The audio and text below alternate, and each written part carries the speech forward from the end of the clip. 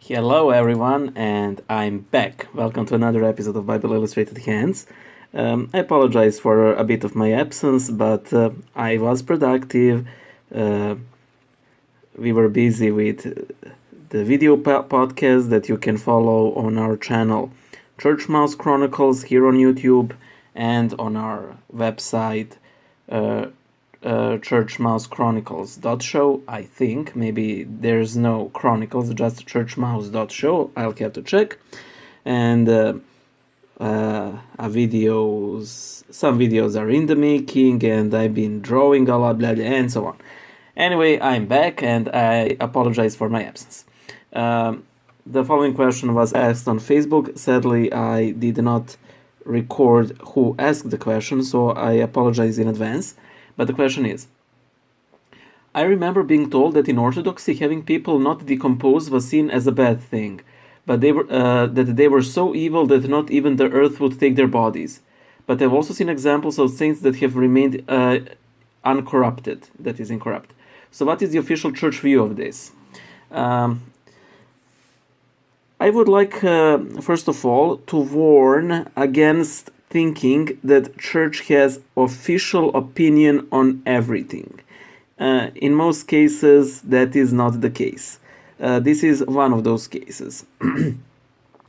Church does not say that all incorrupt bodies are automatically holy or unholy, and I think this is a wise decision by our church because there are many examples of different occurrences. For example, at St. Gregory the Great's dialogues, we have the case of a man who was, evil. The earth would not accept him, as the man who asked this quoted. And then Saint Benedict sent a communion, piece of communion, to be laid on his chest, that is, in order to absolve him of whatever sins he had, and then they could bury him without an issue. However, generally in orthodoxy,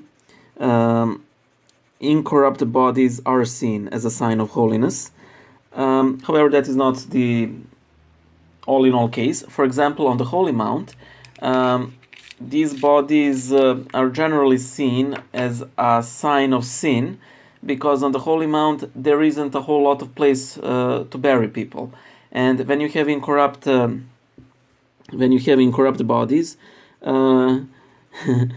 you don't have a whole lot of place, for further burials, and that is why people on the Holy Mount are placed into ossuaries, that is, depositories for bones, because that is one of the ways in how to actually preserve the dead in place where soil is a very, rare commodity.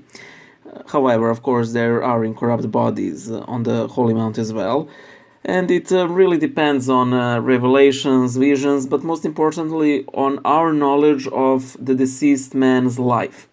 For example, when saintly Archbishop of the South in the United States, Archbishop Dmitry Royster, died, they found his body after a couple of years submerged in rainwater. All of his vestments have rotted away, but he was whole, I've seen the pictures, and it looks like, the hands of an elderly man, not a corpse.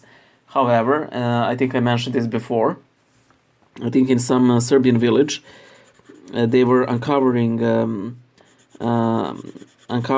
some old cemetery, and they found completely incorrupt, what they thought, relics of two peasants. But it turned out that these bodies were so saturated in a nitrate that they wouldn't decompose as they should, and these were bodies of people who have lived through the First World War, So they ate a lot of canned foods, which were again rich in nitrates and so on. So there is not one single answer. I hope I was of some use to you, and may all saints, and especially Archbishop Dmitri, pray for us. Amen.